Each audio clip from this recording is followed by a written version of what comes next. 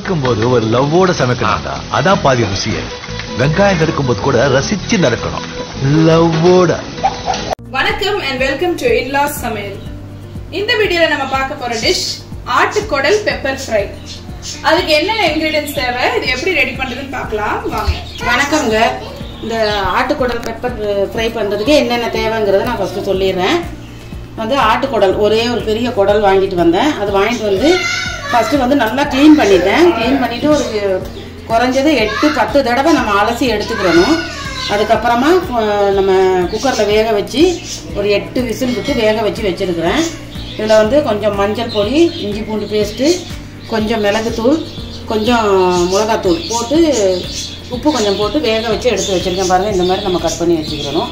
அது வேக வச்ச தண்ணி இது வந்து நம்ம வேஸ்ட் பண்ணக்கூடாது, இதிலே சேர்த்துக்கலாம். அதுக்கு சின்ன வெங்காயம் 1/4 கிலோ பொடிசாக அரிஞ்சு வச்சுருக்கிறேன்.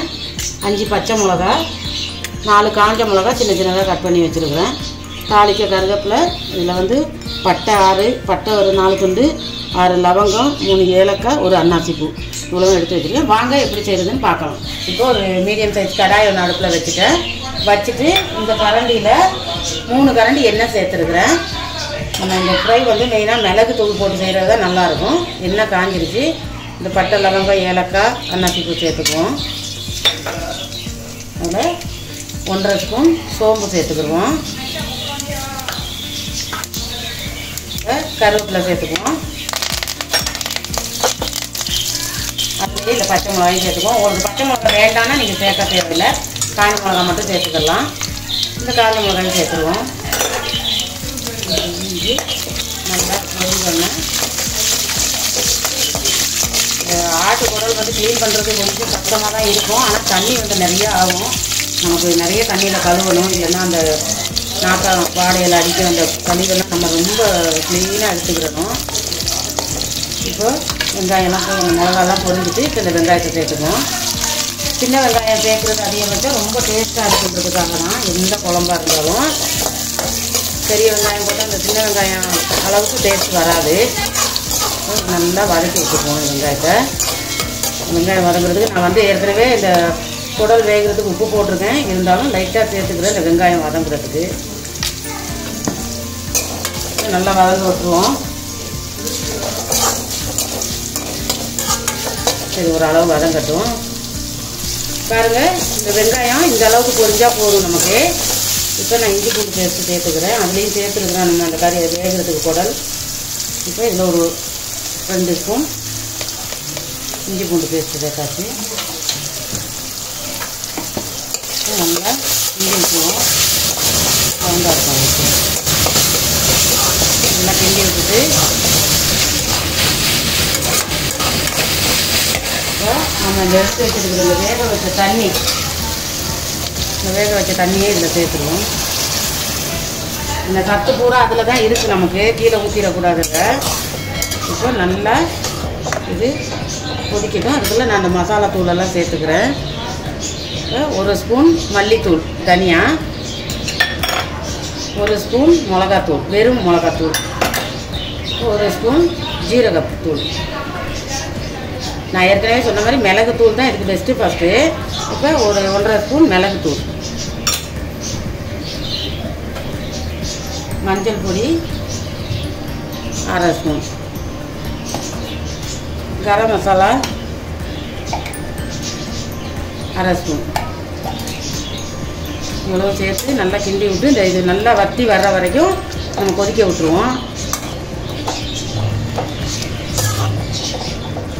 இப்போ இது வந்து ஒரு 10 நிமிஷம் நல்லா கொதிக்கட்டும். இப்போ பாருங்கள், நம்ம இந்த தண்ணியை ஊற்றினதுக்கப்புறம் கொஞ்சம் நல்லா வற்றி கிரேவி மாதிரி வந்துட்டு இந்த ஸ்டேஜில் வந்து நம்ம இந்த வேக வச்ச குடலெல்லாம் சேர்த்துக்குவோம். சேர்த்து இந்த மாதிரி கிண்டி விட்டுருவோம். எல்லாத்தையும் நல்லா அப்படியே மிக்ஸ் பண்ணிடுவோம். இது வந்து நம்ம சூடாக சாதத்தில் வச்சு சாப்பிடும்போது ரொம்ப டேஸ்ட்டாக இருக்கும். இப்போ வந்து இது நல்லா வற்றி கிரேவியெல்லாம் வற்றி நல்லா வறுவல் மாதிரி வர்ற வரைக்கும் நம்ம அடுப்பில் வச்சுருக்கணும். அப்பப்போ கொஞ்சம் கிண்டி விட்டுருங்க, இல்லைன்னா அடி பிடிச்சிரும். பாருங்கள், நமக்கு அந்த கிரேவியெல்லாம் ஊற்றி நம்ம இந்த குடல் போட்டதுக்கு அப்புறமா எல்லாம் நல்லா பிறண்டு வந்துருச்சு. இந்த மாதிரி உங்களுக்கு திக்காக வேணும்னா இன்னும் கொஞ்சம் நம்ம ஃப்ரை ஆக்கிக்கலாம். இல்லை இந்த பதத்துக்கு வேணும்னா இந்த மாதிரி இறக்கிக்கலாம். நம்ம சாதத்தில் போட்டு சாப்பிட்றதுக்கு நல்லாயிருக்கும். பாருங்கள், இப்போ நான் மேலால் லைட்டாக பெப்பர் தூள் கொஞ்சோண்டு போட போகிறேன். இன்னும் கொஞ்சம் ஒரு 1/4 ஸ்பூன் இறக்கிறதுக்கு முன்னாடி கொஞ்சமாக போட்டு இறக்கலாம். இதில் மல்லித்தலை கொஞ்சம் துவிக்கிறேன். போட்டுட்டு நல்லா இப்படி கிளறி விட்டுடுங்க. அடியும் பிடிக்கலை, நம்ம அப்பப்போ கிண்டி விட்டதுனால அடி பிடிக்கலை.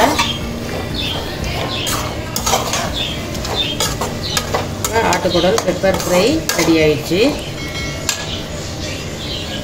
வந்து ஒரு 2 சொட்டு லெமன் சேர்த்துக்கிறேன். அவ்வளோதான். இது வந்து கொஞ்சம் டேஸ்ட்டாக இருக்கும், அதுக்காக நான் லெமன் சேர்த்துக்கிறேன்.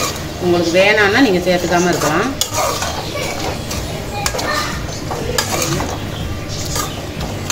அடுப்பு ஆஃப் பண்ணிவிட்டு பவுலில் சர்வ் பண்ணிக்குவோம்.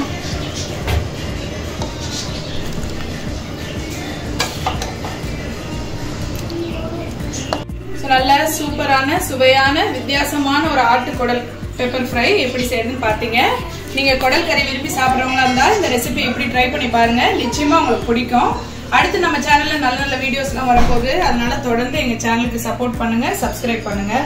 அடுத்து ஒரு நல்ல வீடியோட உங்களை சந்திக்கிறோம். until then bye. Okay bye. எங்க சேனலுக்கு சப்ஸ்கிரைப் பண்ணுங்க. சமைக்கும் போது ஒரு லவ்வோட சமைக்கணும்டா, அதான் பாதி ருசியே. வெங்காயம் நறுக்கும் போது கூட ரசிச்சு நறுக்கணும், லவ்வோட.